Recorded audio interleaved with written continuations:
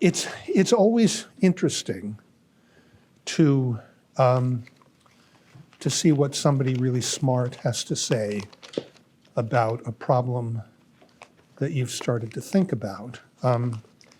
Now, Theseus appears in another play, an unlikely comparison to the Oedipus at Colonus, in a role that is remarkably parallel or similar to the role he plays here. That is Shakespeare's Midsummer Night's Dream. So in Act 1, Scene 1, a man named Aegeus, who is not Theseus's father, as he is in this play and in Greek history / mythology generally, Aegeus complains to Theseus, who is the king of Athens, that his daughter Hermia refuses to marry a young man named Demetrius. This is the man that the father Aegeus has chosen for his daughter. She won't marry Demetrius because she's in love with a young man named Lysander.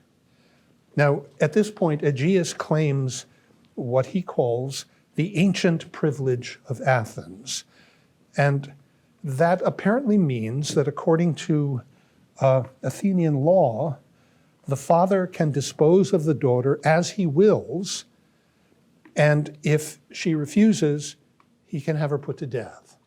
So people forget that Midsummer Night's Dream, which has Puck in it, and Oberon, and the rest, and Bottom, and people running around in the woods, and it's such a light, airy sort of thing, begins with the threat of death to this man's daughter. Now, by the end of the play, what happens in Shakespeare is that Theseus has overruled Aegeus, and Hermia ends up marrying Lysander. This happens because of a whole bunch of things, magical things, that include Oberon, the king of the fairies, and love juice, and any number of other things. And it all occurs in the woods, not in Athens, but close by Athens.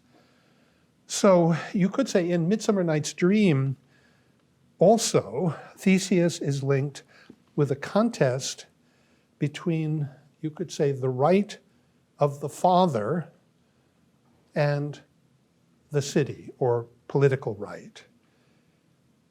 The right of the father has to be broken in order for political life to exist.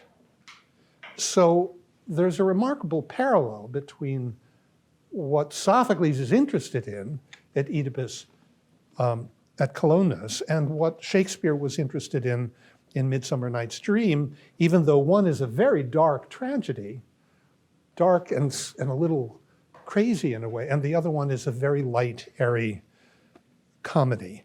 If this were a seminar, I would have urged any number of you to read Midsummer Night's Dream along with the Oedipus at Colonus. Okay, now in the Oedipus at Colonus, we saw last time, there's a similar but not identical issue. Sophocles sets the play. At that moment, we learn, I mentioned last time from Book 2, Chapter 15 of Thucydides' History, at that moment, when Theseus is attempting to unite the lesser cities of Attica with Athens. But it turns out that it's not possible to do this so long as there is an identification of Colonus, the place, and Colonus, the citizens. If they identify perfectly with the place from which they come, then they can't be put together with other people from other places. If there's something sacred about their connection to the place, then putting them together into one city would in a way be sacrilege. So what has to be broken is the naturalness of the link between place, chora, and the city of men. So the first line that isn't translated correctly in either of your translations is really absolutely crucial. It's so often true about, it's not just Greek literature, but I mean, there's a way in which if you understand the line, I went down to the Piraeus with Glaucon, son of Ariston. If you understand the significance of that line, you in a way understand Plato's Republic.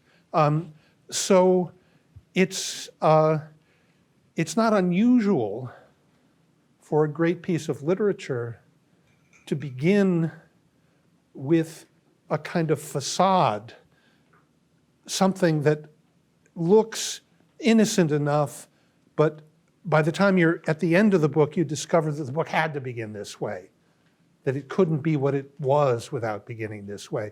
And something like that is going on in the Oedipus at Colonus, and of course we saw it in the other Oedipus as well. Tekna Kadmu, offspring of Cadmus, with all the ambiguity that implied.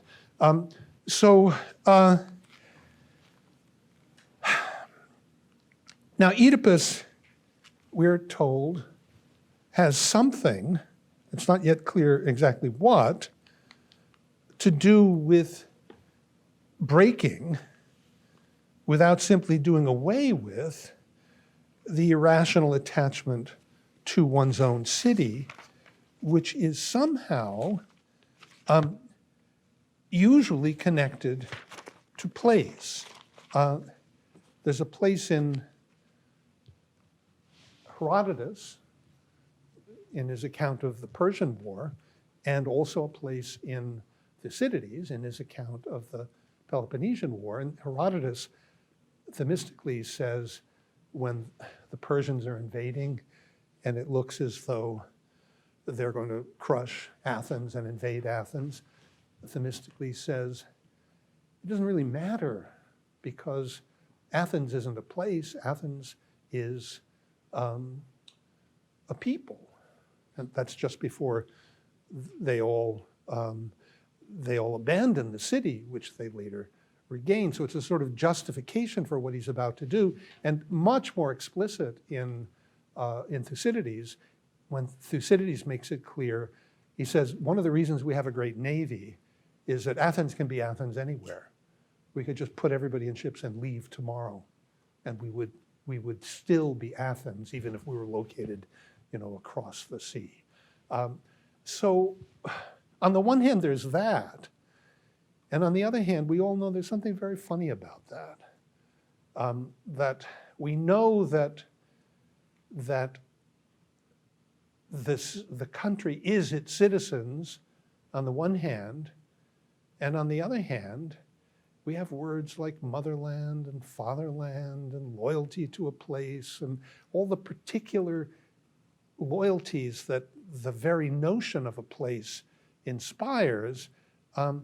There's something it's very hard to get rid of with regard to that.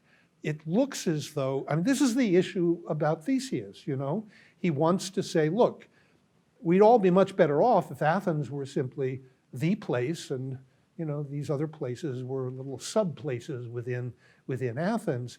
And that's all very well, unless when you say, my country 'tis of thee, you mean the place, in which case it's hard to simply overcome your particular attachment to a particular place. It's not an accident that when we talk about our nation, we talk about it with the word country. And country has this wonderful ambiguity built into it. It's not obvious that it always means a being together of citizens. Okay, so one last remark by way of introduction. When Oedipus hides on the sacred ground, where it's not permitted to walk, not permitted to speak, not permitted to look,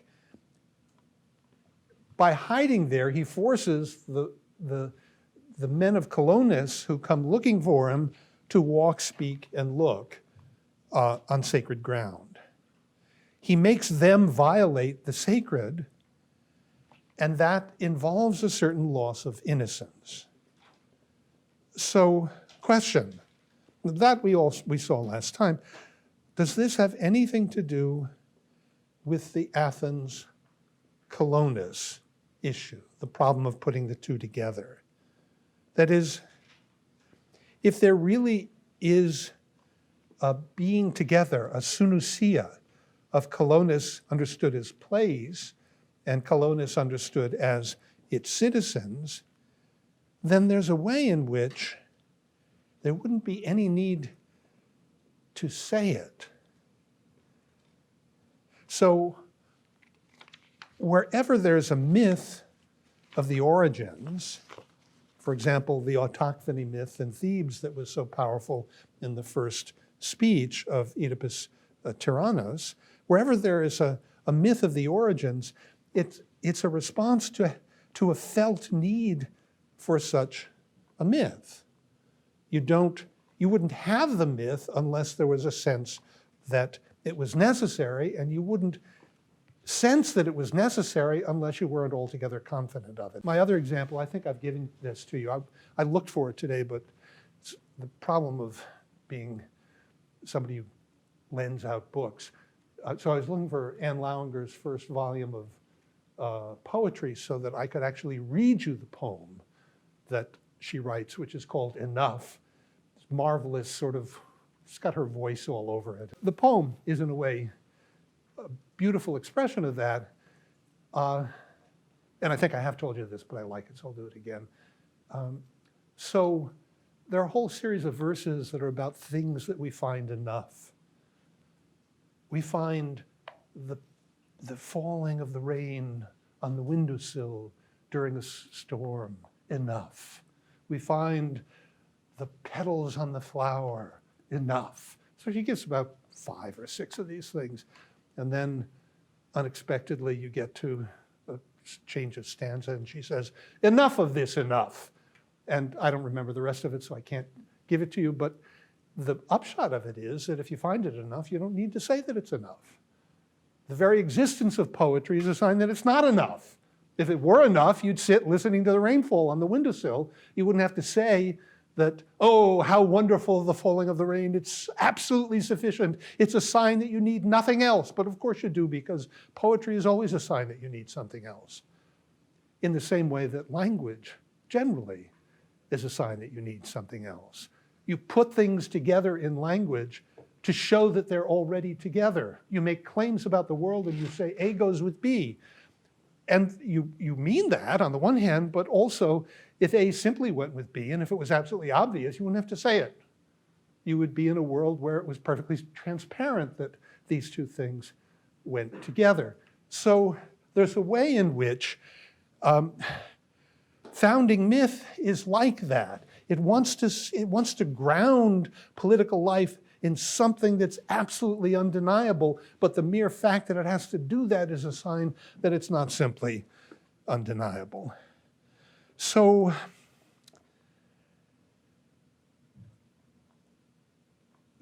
wherever there's a felt need,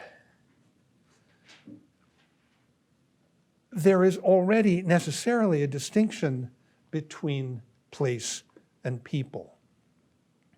There is some awareness of the non-natural character of political life. So the very fact of speaking, logos, about these things already suggests an attempt to repair with speech some perceived rift. This has something to do with the third thing that Colonus means. Colonus, the horseman, is a god. A third thing which is meant in some way to unite Colonus place with Colonus people.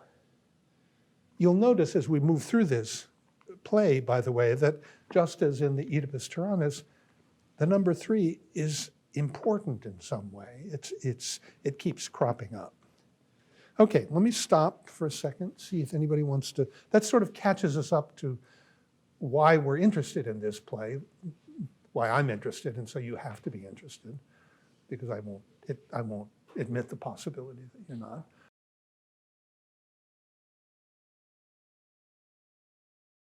they want him to come back because they have an oracle that tells them that he will keep the city safe. They don't know what it means, but Creon comes with that as one of his purposes. And whether you're talking about Eteocles, who is now king, or Polynices, who is bringing an army against Thebes, they both want him to secure, in order to secure their own position. So you could say, if you're Eteocles, you obviously want him because you know that your brother is bringing an army from Argos and he's going to try to seize power.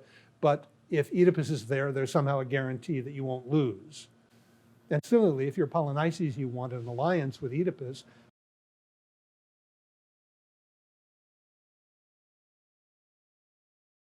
That's the big change in this play, which we have to understand. He has changed his mind. He says, you know, at first I thought they should kill me, or they should exile me, or they needed to get rid of me. I don't think that's true anymore. So that's a big deal. We need to let ourselves catch up to it and look what he actually says. But yes, that's a huge change.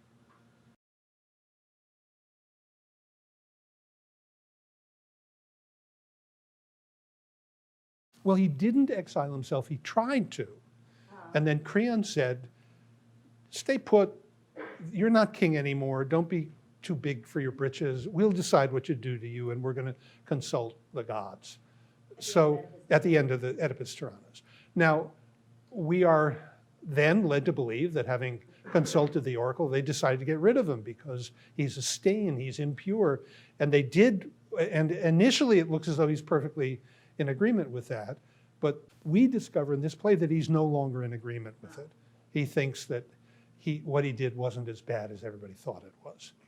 So we need to see what's happened, why he's been led to change his mind. This is a sort of important change, right? So I'm not downplaying it. I'm just saying let's take it step by step and see what he actually says. Yeah, you're...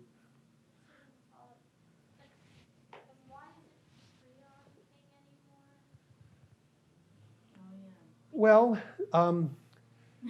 that's left out, right, on the one hand. On the other hand, we have reason to believe, from what the information we are given in this play, that Antigone and Ismene are very young. They're like 10 years old when Oedipus, when the whole thing comes down in the first play. So there's some reason to suspect that they're really not old enough. And that when they come of age, they, by right of, you know,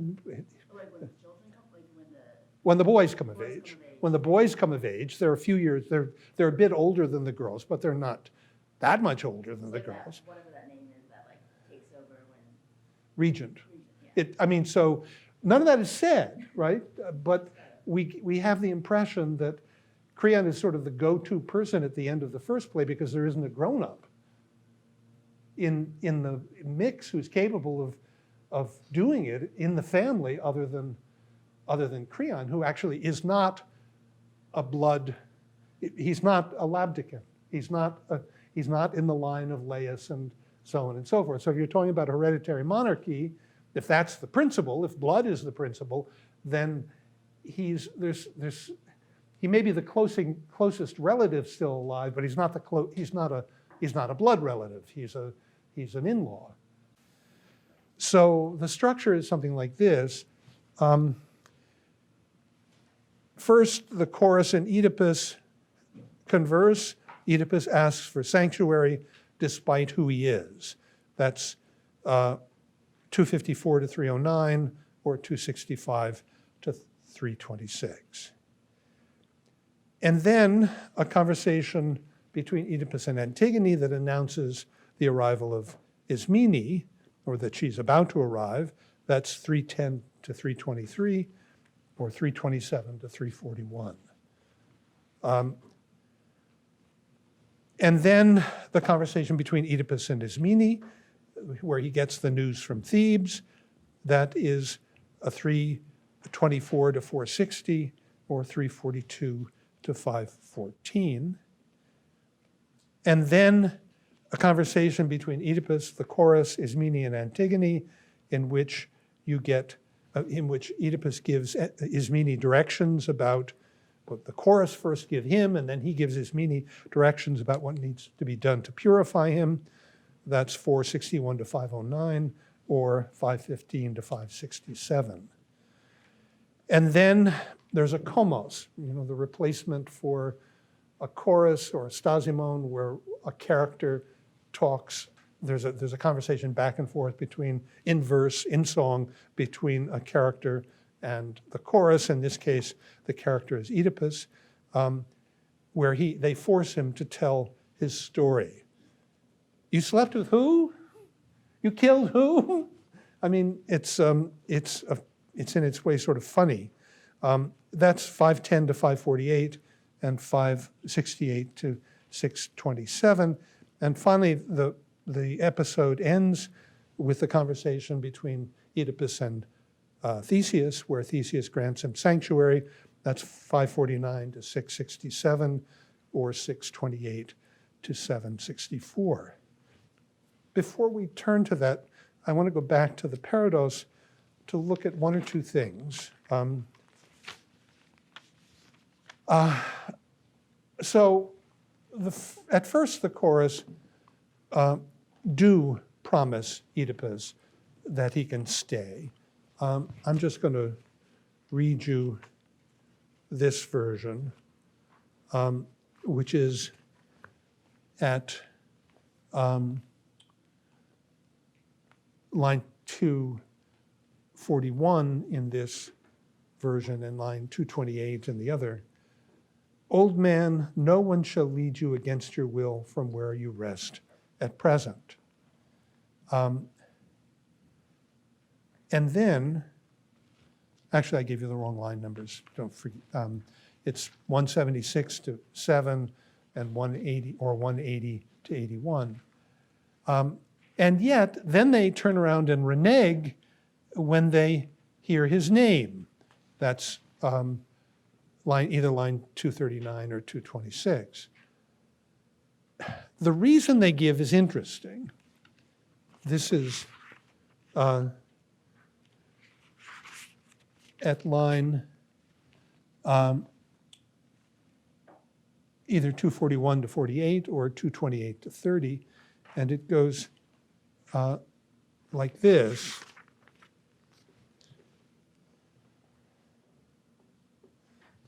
Hold on.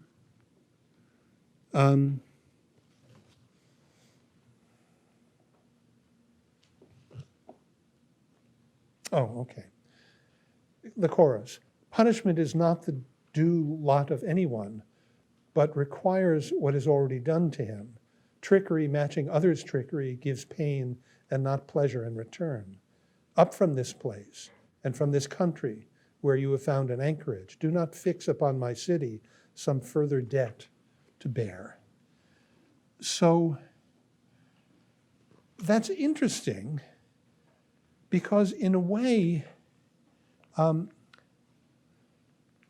it points to Oedipus's own defense, which comes first at 281-89 or 270-71, and it reads this way: that I know well.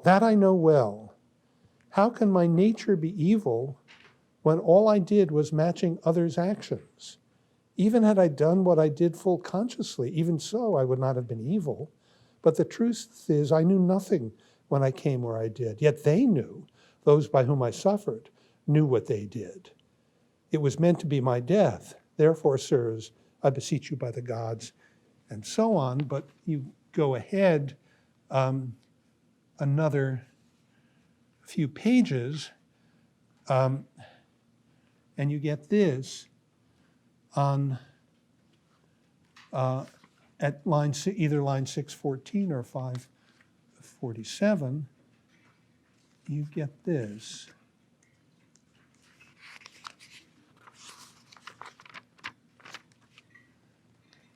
How a murder? What is it you would know? Your father's murder. You strike me again, wound upon wound. But you killed him. Yes, I killed him. But he had from me what? Something of justice. How can that be? I will tell you. Those that I killed would have killed me. So in law, I am innocent and came to all this in ignorance. So it's not just, though, that he didn't know what he was doing. That's Antigone's defense of him. And Oedipus adds an interesting wrinkle. Even had I known, I would have been justified because they tried to kill me. And so just as it's perfectly reasonable to deceive a deceiver, it's perfectly acceptable to murder a murderer.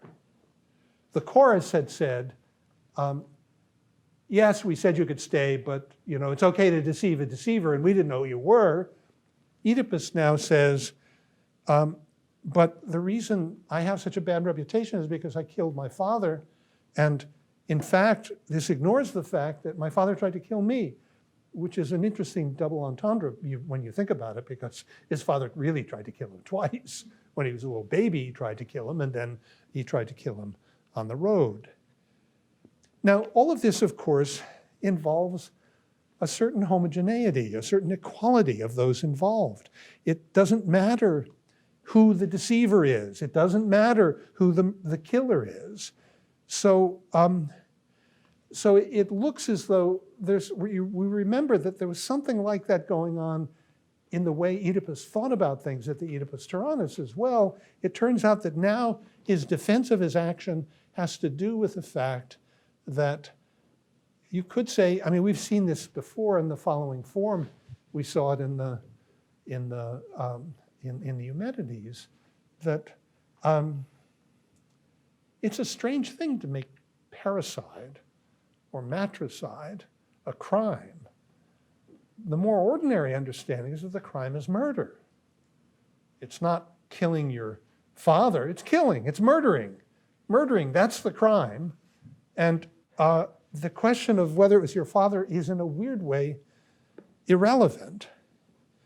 Now, let's turn then to the sequel, where he requests in his own name sanctuary. That's 265 to 326 or 254 to 309. Let's look at line 265.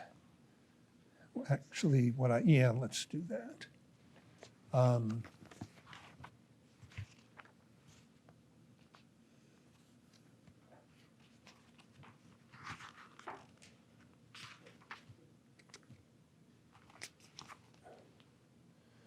This is the chorus. Why know, you child of Oedipus, that you and he both win our pity for your calamity, but we dread judgment from the gods. We cannot say more than what we have said to you already. What is the good of a glorious reputation if it is like an idly flowing stream?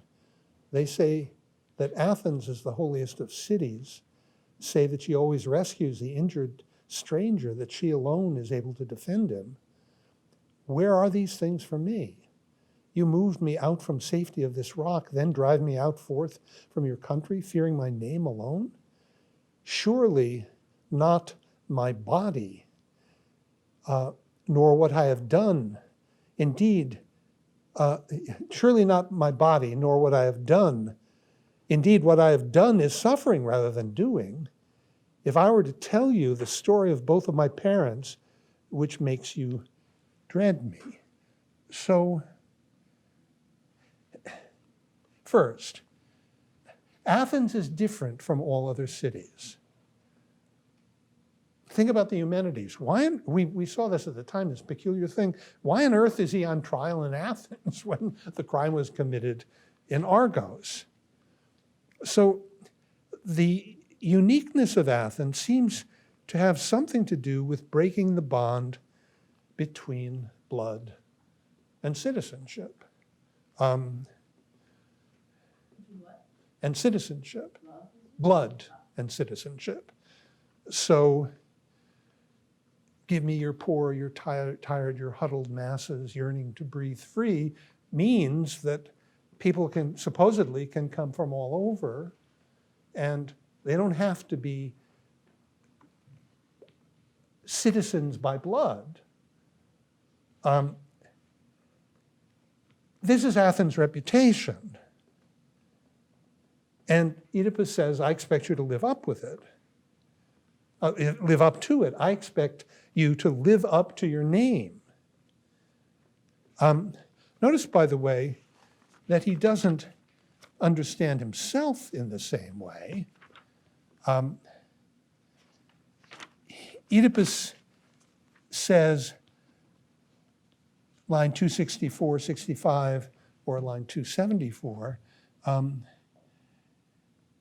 he says, my name alone is now a synonym for parricide and incest.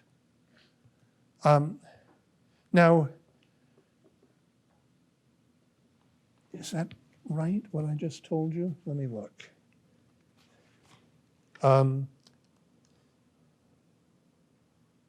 Yeah, you moved me out from the safety of this rock, then drive me out forth from your country, fearing my name alone. So there's apparently a difference between Oedipus's name and what he really is, whereas between Athens, whereas he's quite clear about the fact that he expects Athens to live up to its name.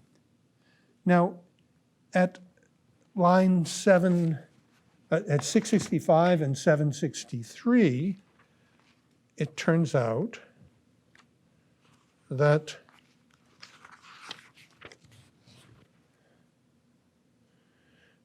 Theseus says, even though I were not here, my name will guard you against ill usage.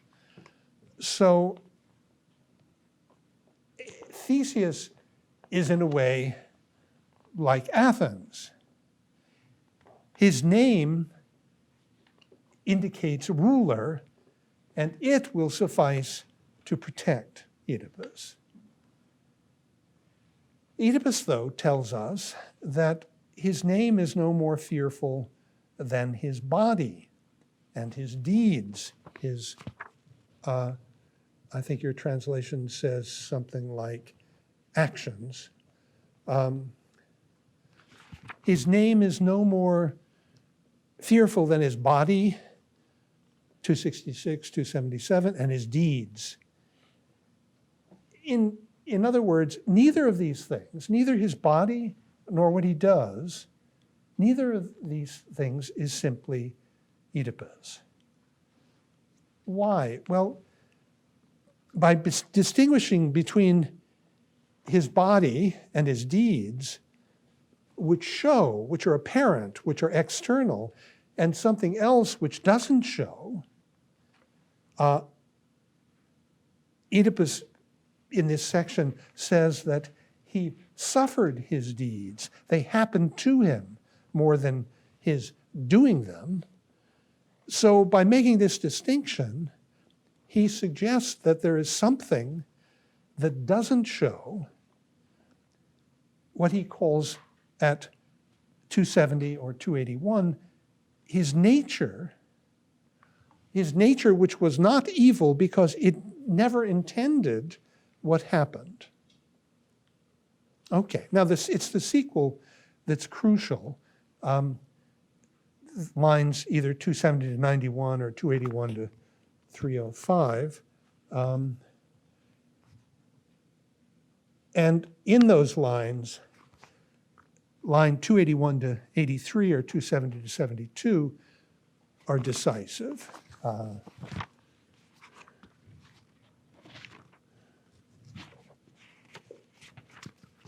We get this.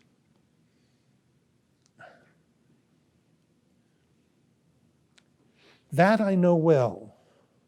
How can my nature be evil when all I did was matching others' actions?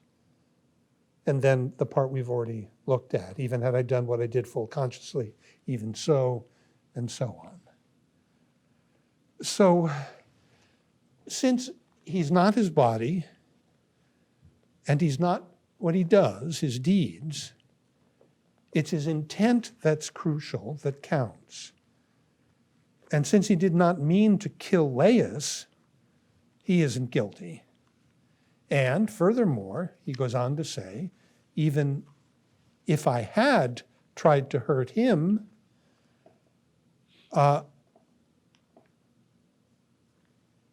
it would have been permissible since he was in the act of trying to hurt me. Now, also, if Laius had known it was Oedipus, it turns out that he still would have tried to kill him because he tried to kill him once before. It's interesting, and this is one of those things that I think you're meant to speculate about and you're not allowed to draw conclusions about. Where was Laius going? He was on his way to Delphi. We were never told why he was on his way to Delphi, but along the way, he ran into someone whom we are told in the Oedipus Tyrannus looked amazingly like him and walked with a limp. So maybe not everybody is as slow as Jocasta. Maybe it turns out that Laius did have a sense of who he was. Now, okay, what is the connection between these apparently quite distinct reasons? Once you make the split between body and nature, the bond that attaches Oedipus to Laius is gone. That is, it's reasonable to say that Oedipus's ignorance means his innocence. He didn't really intend to do it. But of course, in a reasonable world, the bond between parent and child isn't privileged, and so whoever tries to kill you, you can protect yourself. Parricide isn't really a crime. It's a description of something, but the crime is murder. And so in this way, Oedipus's not knowing is really the issue. It reveals what's always involved in family relations. Put it this way. To say that Oedipus is not responsible for his ignorance is in a way to say that Oedipus is not responsible for who his parents turned out to be. But if you generalize that, that's the position we're all in. We're none of us responsible for who our parents turned out to be, despite the fact that we are who we are, largely because we have the parents we have. So his defense of his action here means being released from any special irrational attachments to parents, because in a way, all family bonds are accidents. You just need to ask yourself the question. You have to do it really honestly and not pretend. You ask yourself the question, you have siblings, and you say, would I like this person a lot if he or she weren't my brother or sister? Is this a person I would choose to befriend? You know, if you're lucky, the answer is yes. But an awful lot of the time, it turns out that it's in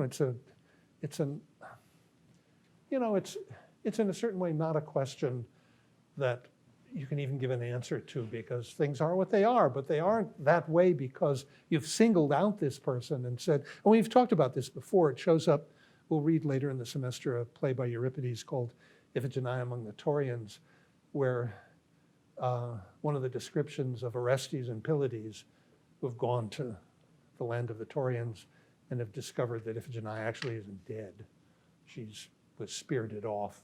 Anyway, you'll get to that later. This is Euripides. And they're described as being like brothers. And in the context, it becomes so clear that the problem with such a description, this I think we've also talked about before, is that when you say you love a friend like a brother, you're in effect saying that my bond with this person is so strong that it's as though it's absolutely necessary.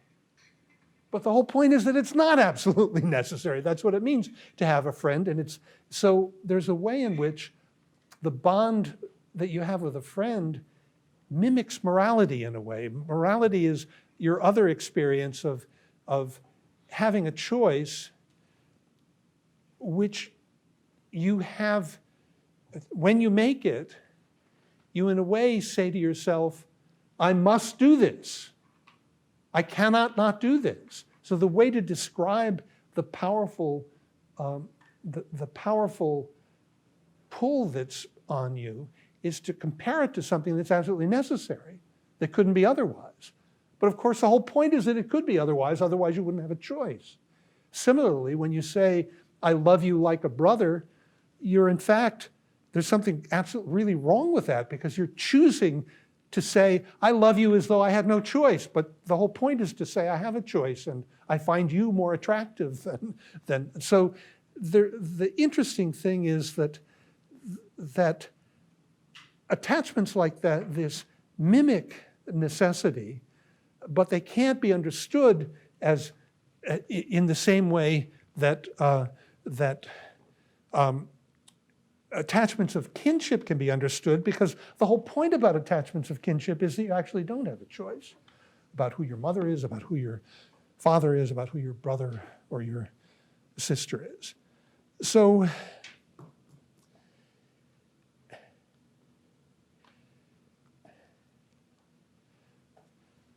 the underlying issue of the play is how Oedipus can exonerate himself. This is the question that both of you asked. That's what's changed in this play. How can he exonerate himself without undoing his relation to his own kin, to his own friends? Strangely enough, his kin, especially Antigone, on whose friendship or kinship, it's really rather interesting that in Greek the word could go either way. It starts by meaning kinship, philia, but by the time almost immediately jumps over into friendship. So Oedipus, in a way, on the one hand, wants to exonerate himself. To exonerate himself, he has to treat his father as though his father is just another person who tried to kill him. So he has to undermine the kinship relation. On the other hand, he is completely dependent for survival upon the loyalty of his kin. If Antigone didn't stick with him, given what we see in the first few pages, she's certainly not doing it because she likes him or because he's such a lovable character. Oedipus is the man who keeps saying, where are we? Yeah, I know that, but where are we? He's really a kind of grumpy old man.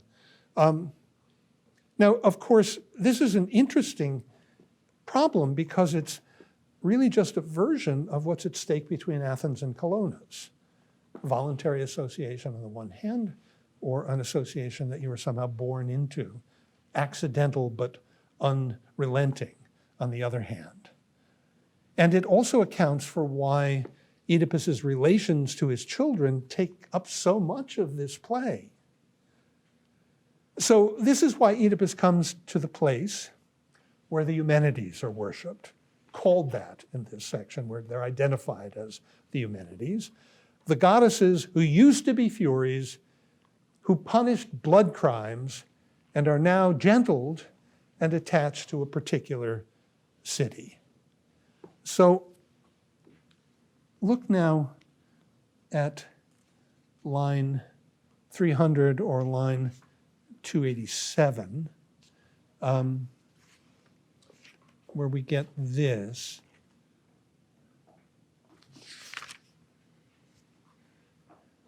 I am here as sacred and pious both and bringing benefit to your citizens. When your Lord comes here, whoever rules, you shall hear all and understand it all. In the time between those words and his arrival, do not turn villains. So Oedipus says, I want you to wait until your Lord comes, your ruler comes, and they respond. So if you jump ahead, it happens again, actually. So, is that right? Hold on. Oh, no, I'm sorry.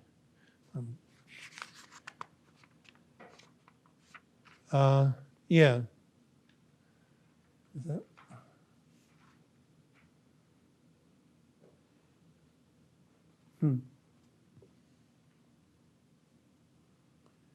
Okay.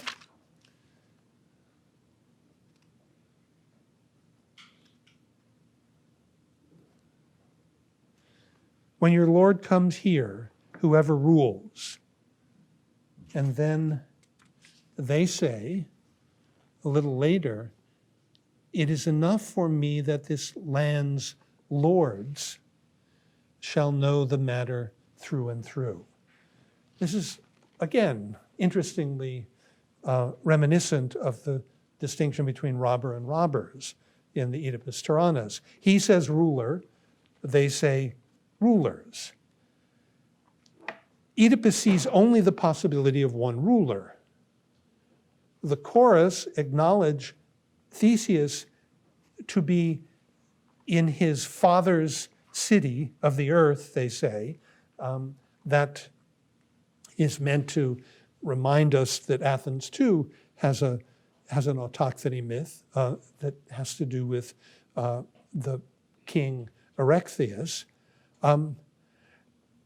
His father's city of the earth, but they don't acknowledge him to be the ruler of their earth. Now, finally, something very strange. We get this, line 316 or 301. He surely will when he has heard your name. Who is there that will bring that word to him? It is a long road here. There are many travelers and many tales of theirs. These he will hear and come. Do not trouble for that. Your name, old man, has pierced the ears of many. Were he asleep or slow to move, yet when he hears of you, he will come quickly to this place. Now, in fact, when he comes, we discover that he does know Oedipus's name, but we're never given any indication of how he knows it. The messenger who left did not yet know Oedipus's name. And really, finally, in this section, line either 309 or 327, we get this. Well, he may come with good luck for this city and for me too. For what good man is there who is no friend, no philos to himself? So Oedipus says that Theseus will come out of love of his own interest. So on the one hand, this love, this philia, is what moves Theseus. And on the other hand, it's presented as the problem for Theseus, the problem that he has to overcome, love or kinship. It's what gets in the way of the unification of Athens. Okay, then Ismene arrives, line either 327 or 310, runs for about 150 lines or so. Now, what's interesting in this section is the constant references, which haven't been really translated, but starting at about line 340, that I see your daughter or child, this is when Antigone sees Ismene coming, and she says, not my own sister, but my same blood. And then a little bit further down, about 10 lines further, we get this. Ismene says, I touch you both alike, and Oedipus says, not sisters, true sisters both, but offspring and same blood. And then a little bit further down, maybe 10 lines down, Ismene has just said, yes, and to tell you things with my own tongue, my companion here was the only trusty servant I have. Oedipus says, where are those brothers of same blood to do us service now?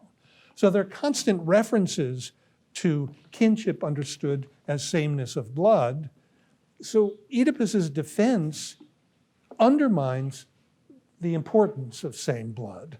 That's what the attempt to make any murderer someone against whom you can defend yourself.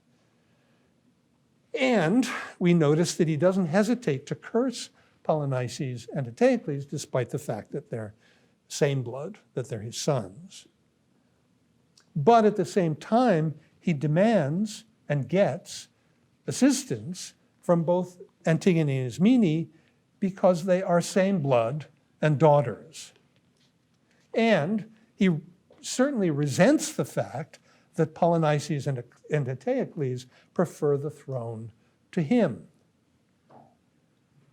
So Oedipus, in an interesting way then, embodies the tension between irrational, accidental attachment on the one hand and rational indifference on the other hand. Now, Ismene, interestingly enough, goes out of her way to make herself sort of a third wheel. So we get at lines 322 and 339 this.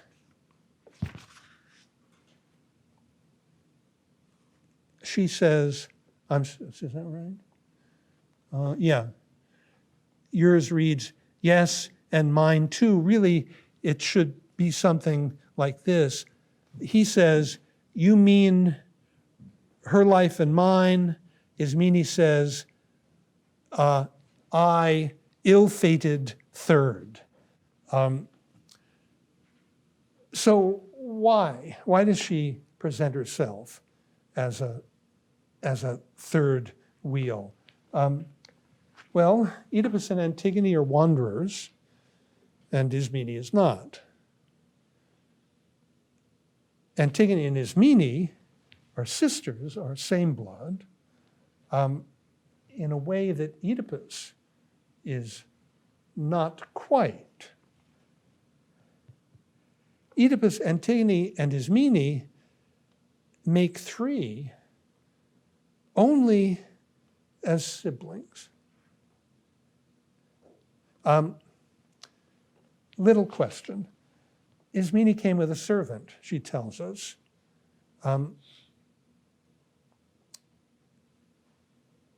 Why?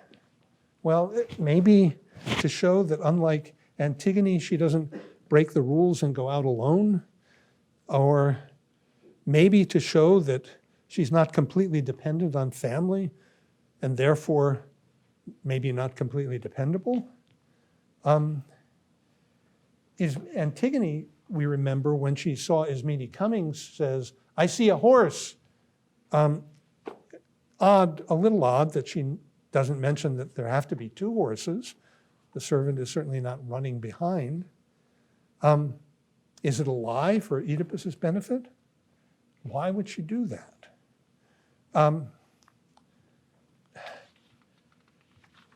Ismene's news about what happens, about what's happened with Polynices and Eteocles is already somehow present in the remark that Oedipus makes at 337 or 365. We get this. Those two are like in everything to the ways of Egypt, both in their nature and in how they live. For in that country, the men sit within doors working at the loom, while the wives go out to get the daily bread. So children, those two brothers of yours, who should bear the stress and strain, keep house within like girls, and you in their stead struggle to bear my troubles.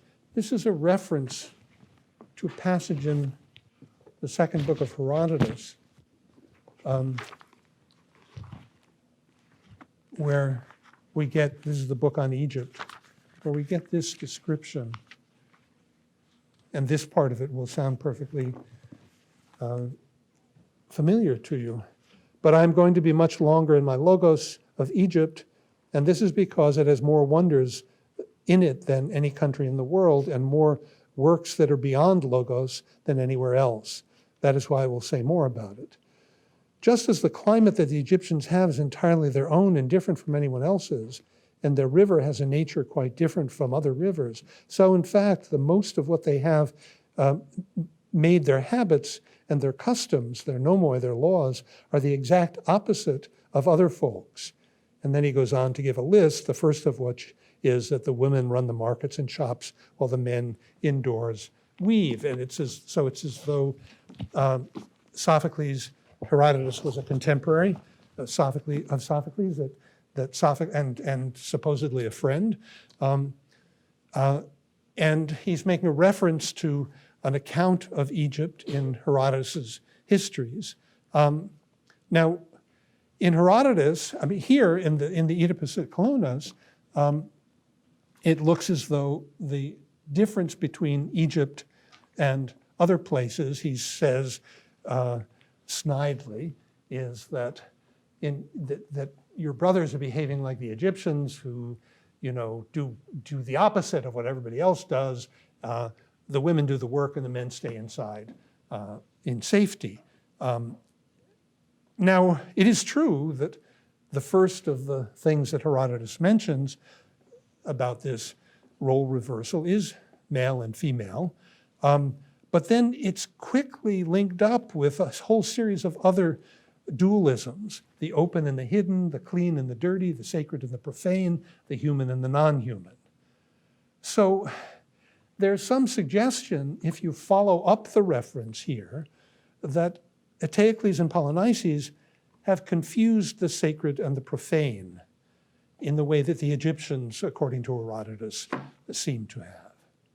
Now, something like this is suggested at line 398, line 367, where we get this.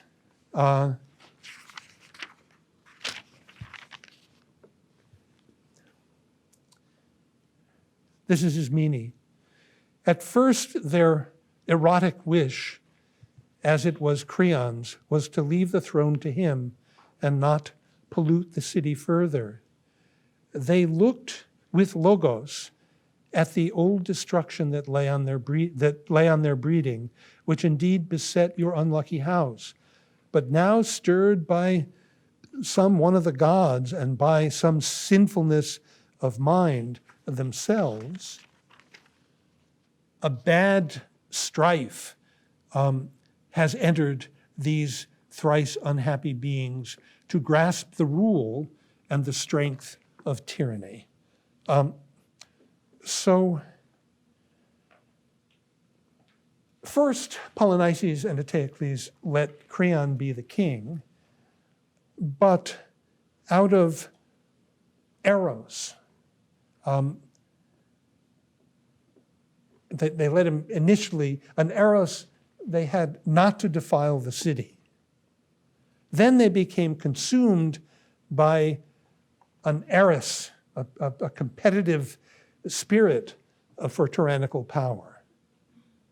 And finally, it turns out that the younger one, Eteocles, takes over and expels the older. Now, isn't this whole thing simply the consequence of how Oedipus defends himself? They changed their minds about their guilt, since after all, none of this had anything to do with them. They didn't choose to do any of it. But then they don't see that if their guilt is accidental, so is their claim to the throne accidental. Both of them are based, in a way, on the accident of birth. That the younger should exile the older is a perfect example of this. So then it turns out that Polynices is not happy about the fact that he's being excluded from rule by his brother, his younger brother, goes to Argos, where we are told he has the project, he marries, but the project is to enlist new relatives, new kin, new philoi, new friends. So in the simplest way, you could say this: regardless of who wins in this battle, Polynices or Eteocles, either one of them needs Oedipus because he is, after all, the source of their claims to legitimacy. I mean, the fact that only they are competing, it has to do with the fact that he's their father and he was previously the king, and he was the son of Laius, who was previously the king. So you sort of act as though none of the incest problem happened and say Laius was king, then Oedipus is king, and now it should be one of his sons who are king, who is king. So they need him. And yet, if he were there, then he would be king. They wouldn't be king. So he can't be there. They need him, and yet he can't be there. So he both secures their claim, their individual claims, and he undercuts their claims. Oedipus then tells us in this wonderful phrase at line 393 or 433, that when I am no longer, then am I a man? He comes into his own only when he's nothing. This seems to mean that Oedipus is necessary as simultaneously undermining and establishing the familial, the irrational. Now, the difference between Thebes and Athens is that Thebes, because of the autochthony myth, cannot make Oedipus a part of the city. They are first and foremost Cadmeans, and Oedipus killed same blood. So the Thebans, in a way, are too literal. But Theseus can make Oedipus a part of the city because his city is not identical with its place. Now, this tension comes out in different ways. After the elaborate account of what he must do to purify himself, it becomes clear that, because Oedipus says, listen to he's told that you're going to have to do this and this and this and this in order to purify himself, and he says, yes, yes, yes, I'm checking all that off. And then as soon as he hears it, he says, well, I can't really do that because I'm not strong enough and I can't see and this is not possible for me. But it's okay because it becomes clear that he doesn't have to do it himself. He doesn't have to do it with his own body. And so he sends Ismene to accomplish it for him. And in the context, something rather interesting comes out. Line 488, 545, he says this, the chorus say, as we call these the Eumenides, the kindly ones, with kindly hearts may they welcome this suppliant for his saving. So pray, or those who speak for you. And then, maybe 10 lines later, so 497, 554, we get this. One of you must go and do this thing, for I think that, first time in the whole book we get this word, I think that one soul, be it but a well-wisher's, can pay the debt for tens of thousands. Quickly now, but do not leave me alone. My body cannot move, lonely of help, not without guidance. So, for the first time in the play, soul comes in, and soul comes in as what makes symbolic atonement possible. Oedipus is, in other words, both present and not present at his own purification. At which point Theseus comes in, He says he knew it was Oedipus, although it's hard to know exactly how. But he then says it wouldn't have mattered because any wanderer would have been given sanctuary. So Theseus articulates his principle, 638 or 567, in the following way. He says, for my part, I know what it means myself to be brought up in exile, as you are in exile. I too, in a foreign country, wrestled with dangers to my life more than anyone else. So there is surely no stranger such as you from whom I would turn my face, nor help to save. For I am very certain I am but a man. As such, I have of tomorrow no greater share than you have. So Theseus says, I can accommodate you, Oedipus, not in spite of your position, but because of your position. Oedipus is cut off from his family in two directions. 599 to 601 and 683 to 5, we're told that he killed his father and he was expelled by his sons.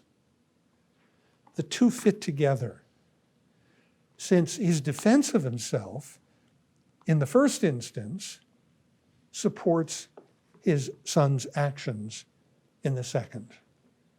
I killed my father, but I didn't know, and even had I known, it would have been okay because murder is murder, and you can always murder a murderer.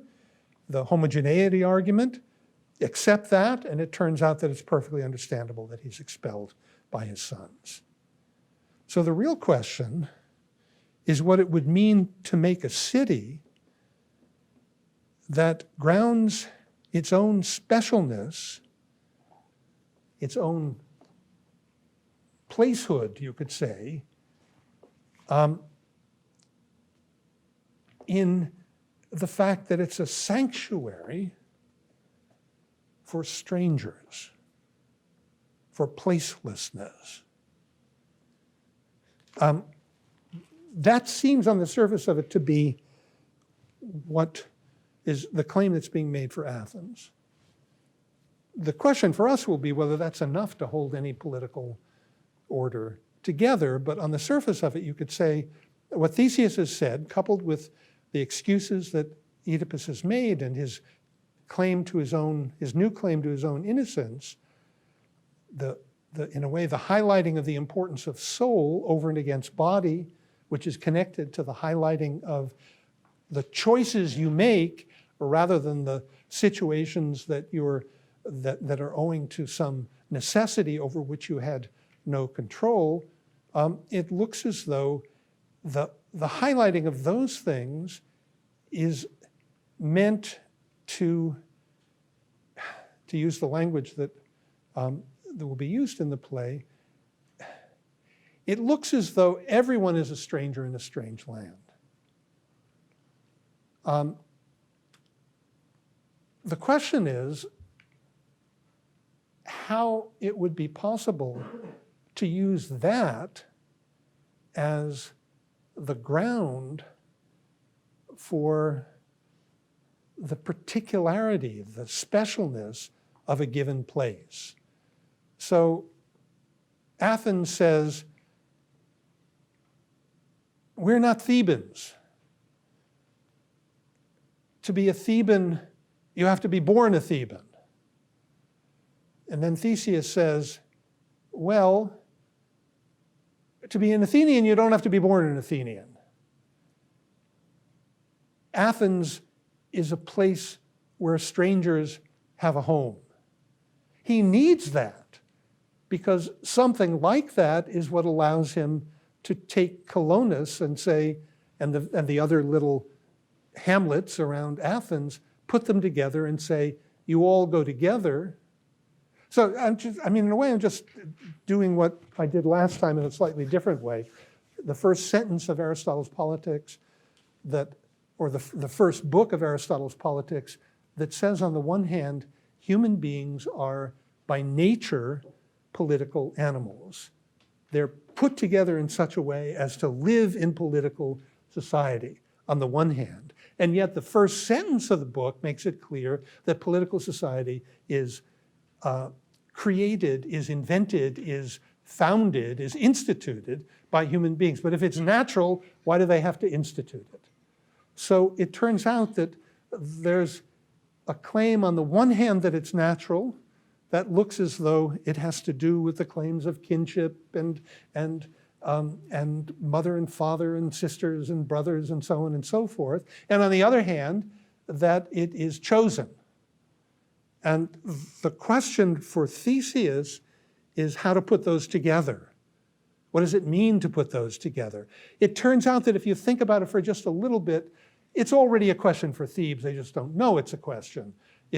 That's what I meant earlier by saying that, in fact, you don't have founding myths unless there's some felt need for it. There's some need for a justification for why we belong together as a people rather than all other people. So a founding myth, like the autochthony myth at Thebes, looks as though it's denying that there's anything like a founding. It looks as though it's saying, well, we grow up out of the ground. We're by nature, we belong to one another. We're like brothers and sisters and the rest of it. But of course, if you have to say we belong together because we're like brothers and sisters, then in fact, you're not brothers and sisters. So it turns out that there's a similar problem. Maybe this, I've just thought of this, but I mean, I just think of it, but I thought of it in connection with this, that you know that line from Shelley's Defense of Poetry? Last line of the essay, I think. The poets are the unacknowledged legislators of the world. What that seems to mean is that the poets make up the principles that, which, when we believe them, bind us together. They establish our understandings of what's beautiful, what's ugly, what's just, what's unjust, what's good, what's bad. And when we embrace this notion of the good, the bad, the beautiful, the just, and so on, it pulls us together. But then it'd be one thing to say the poets are the legislators of the world, but to say the poets are the unacknowledged legislators of the world means that in order for it to work, of course, you've got to believe that it's not something some poet made up, but it's just the way things are. That your understanding of the beautiful is this way, your understanding of the just is this way. If you say, oh, how fortunate we are to have Homer or Shakespeare or Virgil or whoever to be a poet, to lay down these principles, we wouldn't even be a No, if you know they're made up, if the principles are like the gods are really only powerful as entities if you think they exist. If you think some poet made them up and you're all the while saying, oh my God, what a great poet, he made up this great God, then you don't take the gods seriously, you take the poets seriously. So their character as legislators has to be unacknowledged, because as soon as it's acknowledged, it becomes void. It doesn't do what it's supposed to do. So similarly with myths of founding, or elsewhere, for example, in Plato, it turns out in the laws, for example, the poets come to these three people who are creating legislation for this ideal city. And in their imagination, the Athenian stranger, who's the main speaker in the laws, says, well, suppose the poets were to come to us, the tragic poets were to come to us and beg to be admitted to our city. And then he says, well, we'd have to throw them out because we'd have to say, we are the greatest tragic poetry. We don't need you. In other words, if the city's doing its job, it doesn't need poetry. As soon as you have poetry in the city, you have an articulation of conditions that would be better. If it's possible to articulate conditions that are better, then it turns out that the conditions under which you're living are not the best conditions. So the fact that there is a voice in the city that articulates what's good for the city means that the city is necessarily imperfect. This is the problem that in a way Thebes doesn't have to think about, because Thebes is underdeveloped compared to Athens. Athens, in a way, the problem becomes clear in Athens because Athens celebrates its character as enlightened and its ability to absorb people who are not born as Athenians.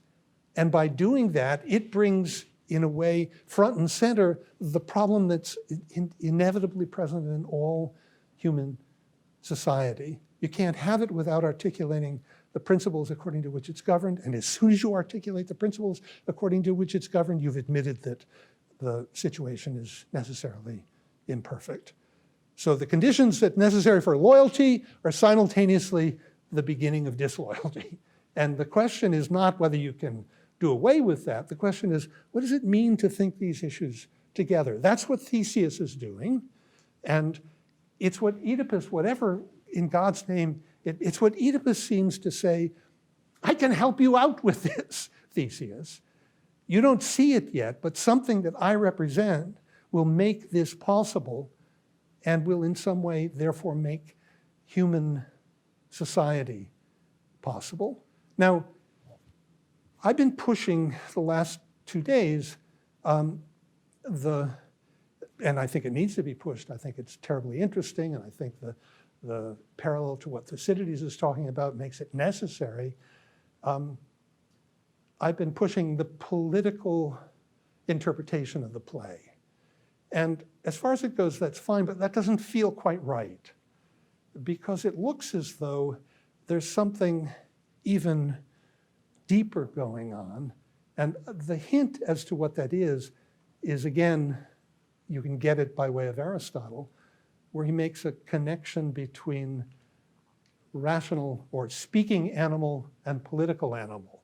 We've been working out this puzzle in terms of political animal, but if you understand human beings to be rational or speaking, and that our capacity to speak is somehow in its way the same as our capacity to live together in political society, then it looks as though, in a way, the issue is not just Theseus's project, but what Sophocles is really asking is, what does it mean to be, to use Aristotle's formulation from the Poetics, what does it mean to be the animal that says this is that?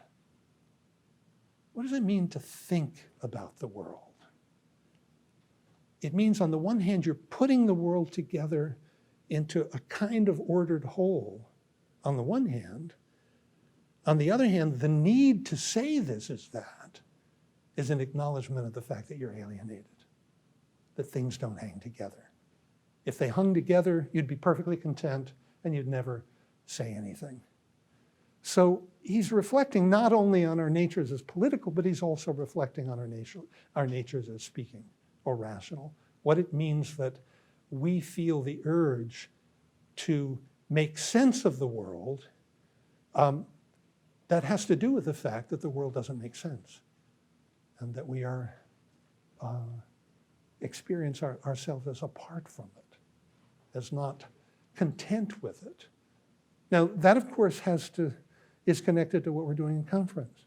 It's connected to the whole character of human beings as mimetic animals. I think I've cited to you that wonderful, I think it's Gertrude Stein remark, where confronted with the notion that art is imitative, or that art is imitation, she says something like this. I wish I had it precisely. She says, why would you want to imitate it? Isn't one of the damn things enough?